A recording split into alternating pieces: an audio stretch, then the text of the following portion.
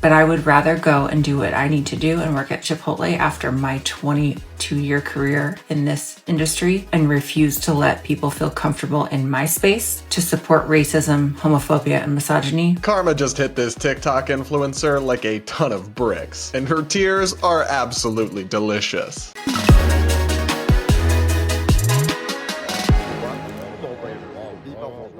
We're going to break down this wild story and so much more on today's episode of the Brad vs. Everyone podcast, my daily show where I take on the craziest ideas from across the internet, across our politics, and across the media, all from an independent perspective. Up first, this hairstylist turned TikTok influencer is banning Trump supporters from her business and her salon. But these antics are backfiring hilariously. Let's take a look at the first video she posted about this that went viral. So this is me suffering the consequences of my own actions.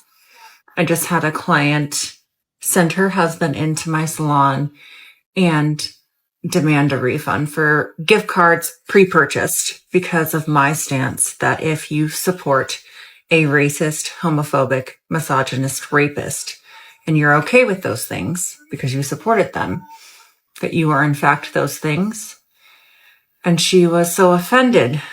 Yeah, I kind of understand why she would be offended. For one, you're just throwing around these buzzwords like candy on Halloween because Trump may be a lot of things, but homophobic isn't one of them. He's appointed gay people. Heck, he nominated a gay person to be his treasury secretary. He's pro-gay marriage and even hosted a gay wedding at Mar-a-Lago. So you could arguably call him a lot of things, but that's not one of them. And so it indicates that you're kind of throwing around those pretty serious accusations too loosely, and then also casting aspersions at people who voted for one of only two options in a binary system as if they are all of those things.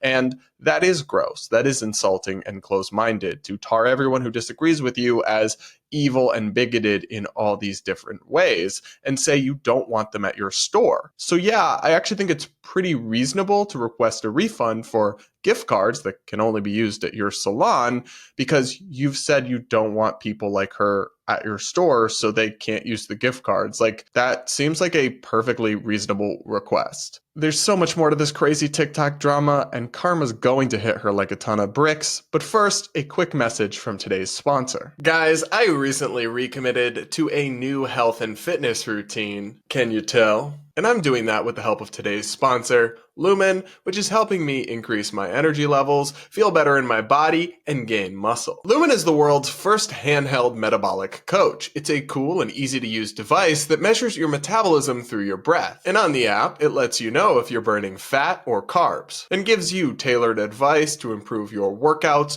nutrition, stress management, and even your sleep. Because your metabolism is at the center of everything your body does, optimal metabolic health translates to a bunch of benefits, including easier weight management, improved energy levels, better fitness results, and better sleep. Lumen doesn't just help you measure your metabolic health, it also gives you meal suggestions and other ideas to improve it. So if you want to take the next step in improving your health or get a great gift for the health-conscious person in your life, go to lumen.me/Brad for 15% off your Lumen. That is LUMEN.me/Brad for 15% off your purchase, also available at the link in the description or in the pinned comment. And now, back to the show. By that she said that she did not feel comfortable coming to my salon anymore. And he demanded, and I said, I don't give refunds on gift cards, but he was just being rude. And so I didn't want to deal with him anymore. And I didn't want to deal with them anyway, because I knew that whole family were Trump supporters, because I've been doing her for 15 years. I've been to her family functions and family events. She's given me gifts over the years. Like, she was a very good client. So now you just look even worse because you had this woman who was incredibly kind to you, giving you gifts, inviting you to family functions and all sorts of things, a model client who only treated you with kindness and respect, and yet over political differences and your own intolerance, you made her feel totally unwelcome in your store. And guys, this influencer has clarified she does not want Trump supporters in her store. And then refused to refund her gift cards that she couldn't use because of you. Like, you are the villain in this story. I don't know how you uploaded this and thought it was cute or thought it was a good look, but it's not. And I knew that she was Republican, which I don't have a problem with you being a Republican. I have a problem with you wanting to strip human rights away from people. Ugh. This is one of the most annoying and exhausting things that these woke types do. They say it's fine that you have different opinions, but just not about human rights. And then they frame all their political opinions as matters of human rights. So you're allowed to disagree with them about maybe like infrastructure policy or something. But if you have any different views on social issues of any kind, or even many economic issues like free healthcare, which they think is a right, then that's beyond the pale of disagreement because you're disagreeing about human rights. It's just an obnoxious oversimplification and a way to try to shut down and delegitimize disagreement while pretending that you still hold space for people to have different views, even though you really don't. And now it's become evidently clear that Project 2025 was the agenda. And oh my God, not the Project 2025 thing. Trump has not instituted Project 2025. He's crapped on it over and over again. When he becomes president, he'll probably do some things that are in Project 2025 and many things that aren't. And there'll be many things in it that he'll never pursue. But it was just a list of policy ideas from a conservative think tank that he never endorsed and, in fact, kind of repeatedly mocked and insulted. But yeah, the idea that that's going to be his agenda now that he's president, even though he released his own agenda that's quite different, just is conspiracy theory, blue anon level nonsense. So not only are you treating loyal and generous customers like shit, you're doing so on the basis of conspiracy theories and misinformation. But other than that, you're doing amazing, sweetie. I will stand up for human rights and suffer those consequences because I will stand up for interracial marriage. Stop. Interracial marriage? Babe, you need to get a grip. Trump is not going after interracial marriage. It is a Supreme Court precedent, and he doesn't want to. No Trump voters are out here, or maybe you could find one or two in Alabama somewhere, but by and large, Trump supporters are not against interracial marriage. You are detached from reality, Cupcake. Like, this is embarrassing.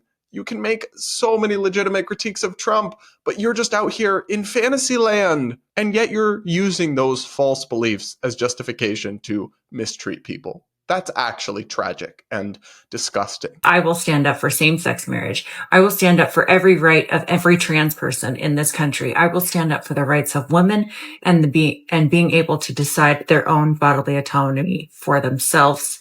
I will stand up for those basic human rights. Well, so actually, these things are kind of complicated, and reasonable people might disagree with you that children should be allowed to irreversibly medically transition, or that biologically male athletes should be allowed to compete in women's sports, and that doesn't make them bad people or mean they oppose human rights. It's also entirely unclear to me how banning people from your hair salon is going to further or protect any of those goals. It seems like just toxic virtue signaling that will really ultimately hurt you the most and just potentially ruin your own business while accomplishing nothing for your political causes. And if I lose a client because I stand up for human rights and you are offended, which, by the way, if you're offended that I said that, you might want to do some inner work because the racism and the homophobia and the misogyny in this country is so deeply ingrained in your subconscious that you are unwilling to understand anything, then I can't understand it for you. So if you want to not be my client anymore because I stand up for human rights, like I said in my video, if the shoe fucking fits, wear it with your whole foot, Cinderella. Well, she just seems lovely and open-minded, and I can't at all understand why somebody who supports Trump would feel uncomfortable with her having scissors right next to their head and face. My favorite comment on this video was somebody saying, "Thank you. I hope your business flourishes as a warm and welcoming, safe place." To which she replied, Thank you. I've always strived to be a safe place. You're kidding, right? A safe and welcoming place. As long as you agree with me on every issue under the sun that I've lumped into human rights. Otherwise, it's an incredibly unwelcoming place. Now, our friend here thought she was so stunning and brave, and she got a lot of love on TikTok, but she operates this business, from what I could tell, in northern Idaho, which is not a super blue or liberal area, and so her actions are not going over well, and her business is actually struggling as a result, which honestly just feels like karma to me. She has the right to do this, it's her business, but people are gonna not like it, and you are gonna have to deal with the consequences, which in this case could mean the demise of her business. Take a listen to her follow-up video. They're dropping like flies. I lost one of my clients today who clearly was a Trump supporter. And they sent me a message. They never cancel their appointment. They don't have the courage to cancel their appointment. And it's just fucking rude. I mean, sure, but it is a little rich to complain about people being rude when you declared that everyone who disagrees with you on politics practically is a rapist. But anyway, she messaged me after I had messaged her, like, hey, I had you down at 3, just making sure you're on your way. I'm making sure you're okay. And she wrote back, Dear Tiffany, spelled my name wrong. I am so sorry that this last election has upset you so much as to elicit the hateful public post you made on TikTok. Not once, but twice. I have really thought highly about you, and your posts have broken my heart. Since you have made it clear how you feel about anyone who doesn't share your opinion, I feel you have left no opinion but for me to move on. I wish you the best, and I am terribly sorry. Honestly, all right. Sounds like that lady was pretty kind and respectful about it. But yeah, after you went on multiple unhinged tirades attacking everyone who voted for Trump and saying they're not welcome in your store, someone who voted for Trump wasn't going to come and continue to be your client and just be secretive about their views. That seems pretty reasonable, and she actually communicated it in a pretty respectful way, I think. But let's hear what Tiffany has to say about this experience. So, just continuing to lose clients, and I would rather go work at Chipotle, and I was not lying when I said that I was headed to my Chipotle interview, because I did apply to Chipotle, because I'm not going to ask for a handout, and it's been a rough year. I'm a single mom, and my ex-husband does help me out a lot during this time because I refuse to ask for help. But I would rather go and do what I need to do and work at Chipotle after my 22-year career in this industry and refuse to let people feel comfortable in my space to support racism, homophobia, and misogyny and a rapist. I would rather go work there than have people feel comfortable in my space with that. So this is actually tragic. I mean, she destroyed a 22-year-long career as a hairstylist, potentially putting employees and other people in her community out of work, disrupting beneficial, positive relationships she had with clients that were getting hair care they really loved and giving her a living, doing something she enjoys. It seems that she has self-destructed all of that, just lit it all on fire in some vain, pointless political protest that made absolutely no difference whatsoever in terms of actual political outcomes, but has only succeeded to destroy her career and force her to apply for hourly, probably near minimum wage jobs like at Chipotle.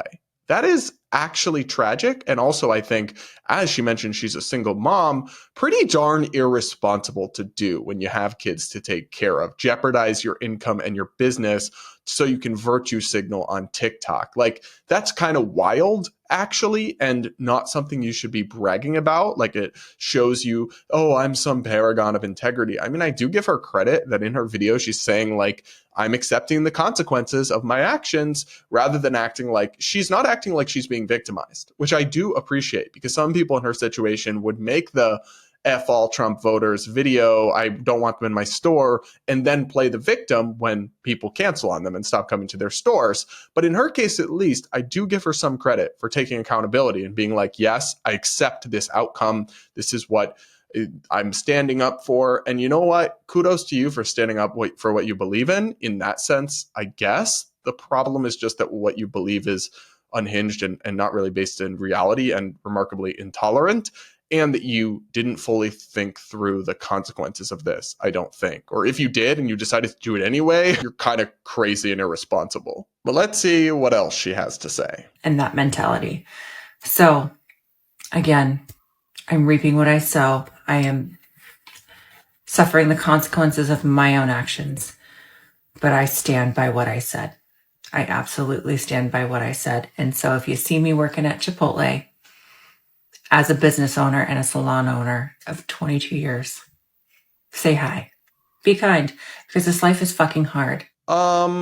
Anyone else having kind of a hard time taking the be kind advice from somebody who smeared most of her clients as rapists because they disagreed with her? Yikes. I mean, in one sense, this story is just a random individual anecdote that's kind of tragic. But in another sense, and the reason I wanted to share it with you guys and talk to you about it is that I think it's indicative of a broader brain rot that's infecting a lot of people that could tear our society apart. We've really exaggerated and just put people in this alarmist state of fear based on things that are exaggerated or untrue, like her fear-mongering about interracial marriage in Project 2025. And then, because of that media propaganda and misinformation that they've absorbed, they're making wildly crazy and irresponsible decisions and immolating their own careers and small businesses. This woman is not the only one. She is one of many people doing this kind of thing and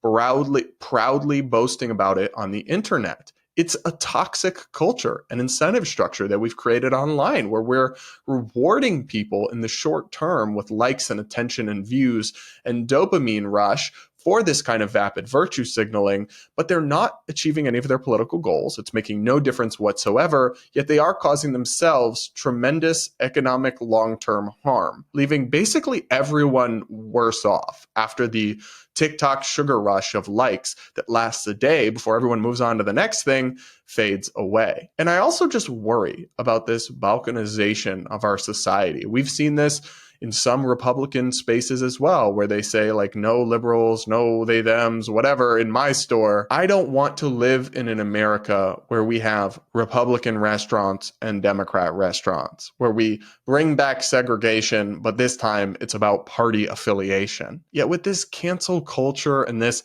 increasing demonization and misunderstanding of the people that disagree with us, I really do fear that might be where our country is headed. But what do you think of this woman's story? Is what's happening to her just karma coming home to roost? Let me know in the comments below, and do hit that like button and make sure you're subscribed while you're at it. Plus, remember to leave your thoughts in the comments section. I do take the time to read the comments, and I pick a few to respond to in every episode. Plus, if you leave your comment with a super chat or a super thanks, I'll definitely respond to it on tomorrow's show. And now we got to check in on the media because a woke journalist is spiraling out of control live on social media. As the New York Post reports, the former Washington Post journalist Taylor Lorenz has claimed that people who don't wear masks in public are, quote, raw dogging the air in an expletive-laden social media rant. What a wild way to describe breathing without a mask in 2024. Lorenz, the controversial columnist who grabbed headlines for branding President Biden a war criminal, unleashed the foul-mouthed tirade Monday as she ripped criticism of her continued mask wearing during the ongoing, in her quotes, COVID pandemic. Basically, Taylor is part of a tiny niche subcommunity on the internet that's acting like we're still in peak COVID. I love when people find photos where my mask is off for 5 seconds outside for a photo at my book party where every single attendee had to PCR test as some kind of gotcha. She raged on ex-rival Blue Sky, apparently referring to the event she hosted last year for her book launch. Planning a COVID-safe book launch took months and thousands of my own dollars ensuring testing, outdoor space, far UV lights, and a litany of other precautions. Kind of wild to be doing all that still in 2023, but Taylor does say she is immunocompromised, so I guess knock yourself out. But here's the part where things get insane. Meanwhile, you dumb Fs are out raw dogging the air and spewing your disease-laden breath all over your elderly neighbors. We are not the same. You're right about that one, babe. We are not the same, because some of us are still in touch with the reality. If she truly is as wildly immunocompromised as she says, then it might make sense for her to continue to take some precautions in 2024, and she's totally free to do so in a free country. But to attack the rest of us and accuse us of raw dogging the air for simply breathing without masks constantly on us, or accuse us of spreading our disease-laden breath on our elderly neighbors is absolutely unhinged. It is not controversial or some form of social transgression to breathe without a face diaper on your mouth. And most of us aren't just constantly sick and spreading diseases. This is an unhinged and paranoid way to view human existence. Plus, if our elderly neighbors are truly vulnerable, it's on them to stay up to date on their vaccinations, to make sure they're wearing a mask if they think that will protect them, or to isolate themselves if they are immunocompromised. You can't ask all of society to stop living or stop breathing unrestricted to accommodate your paranoia about a disease that for most people in 2024 is not a serious lethal threat whatsoever. Taylor has become a prominent example of this because she is a controversial journalist, but I actually know from TikTok and other places and profiles I've seen of them that a small slice of society has truly come unhinged over COVID and has not gone back to life as normal and probably never will. Some of them have had their brains broken and have become convinced they have long COVID, even though it may to some extent be in their heads. Others who are perfectly healthy just remain intensely paranoid or continue to live their lives in fear. And all of this, I fear, is a really toxic and tragic legacy of the way that we allowed during the pandemic at almost every level of government and society fear to override critical thinking, reason, and rationality. Every single thing we do in life comes with some degree of risk associated with it. Every time you get in the car and drive somewhere, you are risking your life in some small statistical way. Every time you go a walk around in a big city, you are risking the chance that you could get mugged. There is some small statistical probability.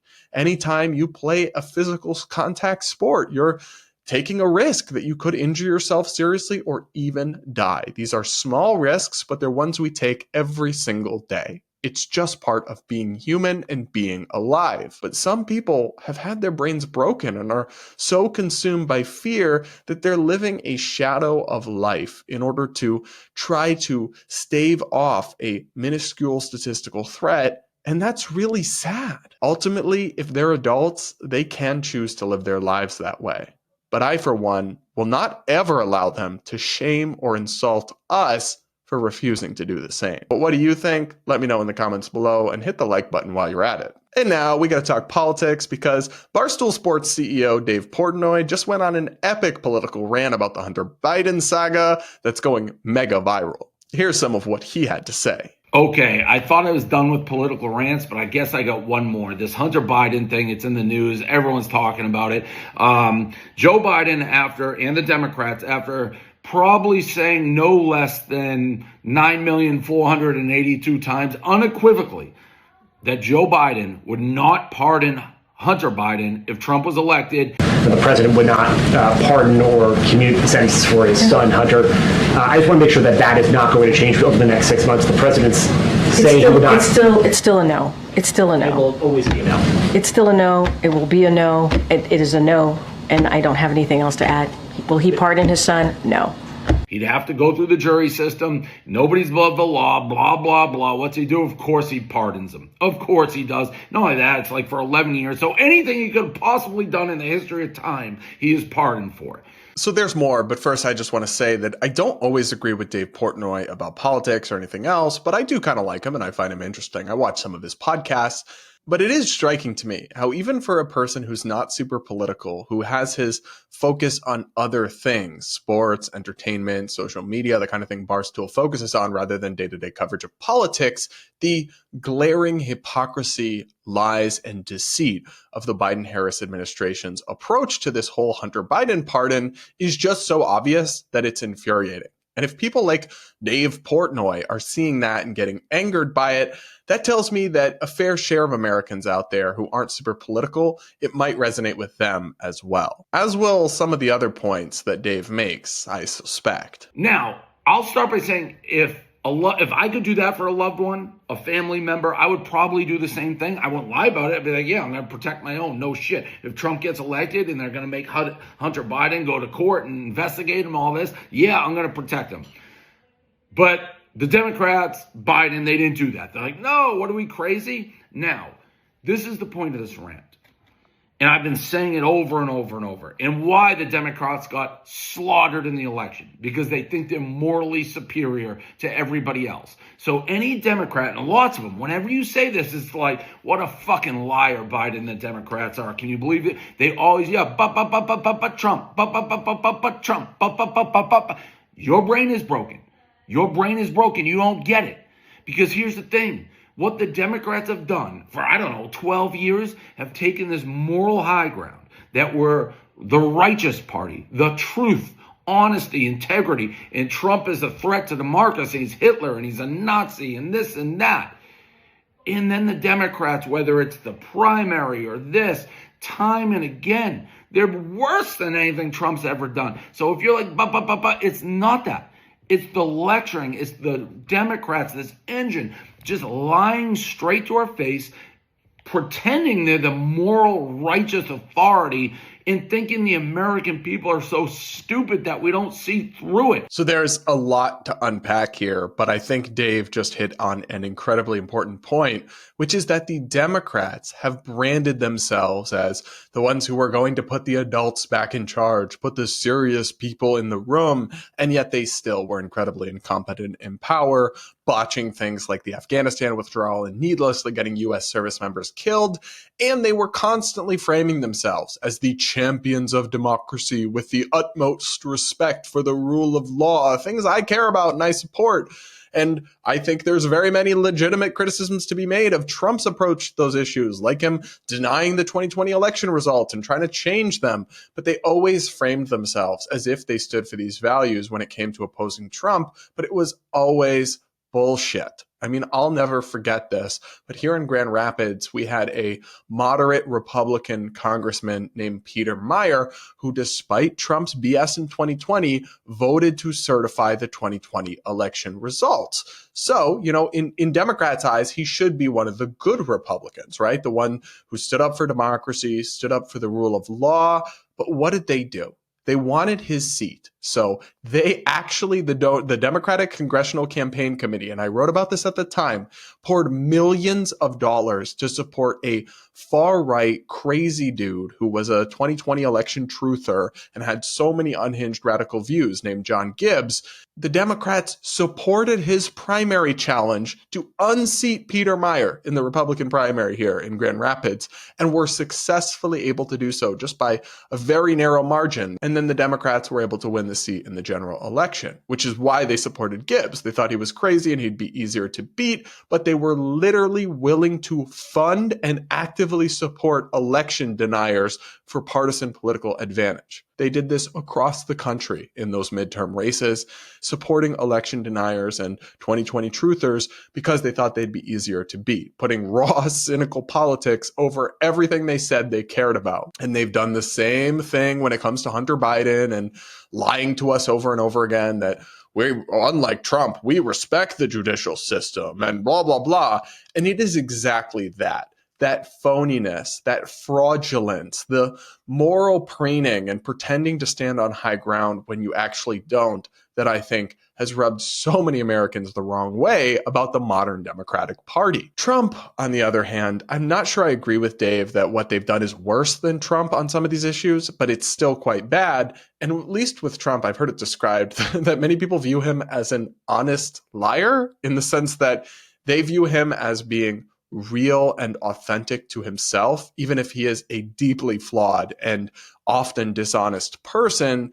They at least think he is what he says he is, and they don't feel like he's bullshitting them. Whereas the Democratic elites say one thing and then constantly do another and hold this faux moral high ground that really is, I think, maddening to many people. But what do you think? Let me know in the comments below. And now I'll wrap up today's show by reading some of your comments from recent episodes. One person writes, "Bro, a trigger warning for Wicked and not for gay pride parades is crazy." Personally, I am much more likely to be triggered by an overweight person in assless chaps and a pup mask than I am in anything in the Wicked movie. So yeah, maybe warn me before I'm about to see that in my TikTok feed next June. Another person says, "A trigger warning for discrimination against a group that literally doesn't exist.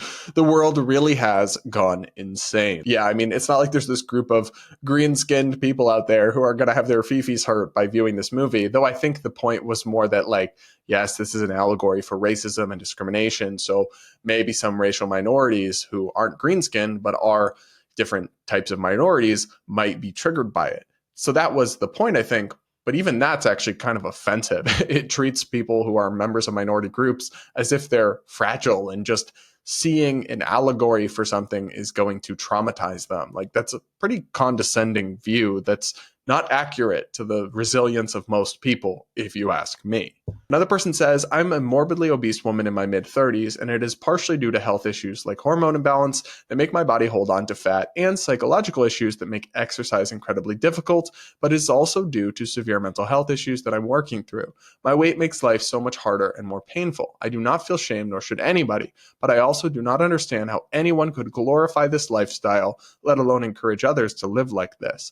I know that even though my weight is not entirely my fault, I'm working to fix the part that is, so I can hopefully live a moderately better and longer life, that it is nobody's responsibility to accommodate me and my size/limitations. It actually makes me angry to hear these TikToks. Brad, I appreciate your take on this issue and that you are willing to speak out against this cult that is ruining people's lives." Well, my heart goes out to you because I know it is not easy, and I have a lot of compassion for people, and I don't support body shaming or bullying overweight people because you never know what's going on, and I just don't think it's healthy. But I agree, we can't glorify this. This is a tragic thing that people are experiencing, and in some cases, it's honestly a form of self-harm that we would never otherwise glorify. So I'm glad that you're doing the best you can to make steps and improve. And I know it's hard, and I know there are challenges, but I believe in you, and I am just proud of you for even trying, honestly, because it can be hard. But kudos to you. And yeah, we need influencers to stop encouraging others to share their misery. It's really toxic. Another person says, "Real trigger warnings were put on video games, etc., to warn people with epilepsy that the game/video had flashing imagery. That is the only trigger warnings I understand." Yeah, those also make sense to me. I don't even know I would call them a trigger warning. I guess maybe they would, like, they're warning you that your epilepsy might get triggered, but that's something totally different than making it about feelings or just emotions. That's a whole different category, I think. So yeah, to even lump that in with the necessary things as they do is kind of ridiculous, and does serve to discredit the rare instances where content warnings of different forms might actually be reasonable or necessary. Another person writes, "Considering how much Biden did for Trump's campaign, let's forgive him once for being a dad, and now the woke crowd can't say a thing about January 6 pardons or about Trump's, quote, felonies." You know, that last point is actually a really interesting one to me, because Trump is probably going to do many questionable pardons, but what are Democrats or mainstream media going to say when they literally, many of them at least, I actually have seen some Democratic politicians and media commentators speak out against Biden's pardon for Hunter, but many of them are going to be quiet or even defend this, and they're not going to have a leg to stand on when it comes to criticizing Trump's potential pardon. So yeah, I mean, that's the problem with being a fraud or a partisan, that you then don't have a leg to stand on to credibly criticize the other side. Meanwhile, I try to be consistent and just call balls and strikes, and I'm sure I don't do it perfectly, but I do think it gives me some credibility to criticize either side when I think they've gone astray without being a hypocrite. Another person says, and this is from a couple videos ago about the gentle parenting TikToker, OMG, I love the woman talking to family members like toddlers. Yeah, this is coming from the people who needed hot cocoa, coloring books, and cookies to deal with Kamala losing. Maybe she can take her ass to the timeout corner on the other side of the world. Yeah, I think if that gentle parenting woman ever spoke to me like that in person, I would flip out. Like, it's one of the most maddening things I've ever been forced to listen to on TikTok. And that is saying something. One more person writes, older millennial here. If I could watch The Return to Oz without a trigger warning when I was 4, anyone can watch this movie without one. They give Dorothy electroshock therapy and she is chased by a queen that has a wall of severed heads. Yeah, I haven't seen that, but I'll take your word for it. And more broadly, kids used to be exposed to so much worse and turned out just fine that we just do not need this modern coddling movement of the gentle parenting, trigger warning class. Like, it is not necessary. Kids will be fine without this coddling. And in fact, you're probably harming them in myriad ways by doing it. All right, everybody. That's it for this episode of the Brad vs. Everyone podcast. Thank you so much for tuning in. Please do make sure you're subscribed if you aren't yet, and do hit that like button before you go. Plus, remember to comment with your thoughts, because I do take the time to read the comments, and I pick a few to respond to in every episode. Plus, if you leave your comment with a super chat or a super thanks, I'll definitely respond to it on tomorrow's show. And with that, we'll chat again tomorrow.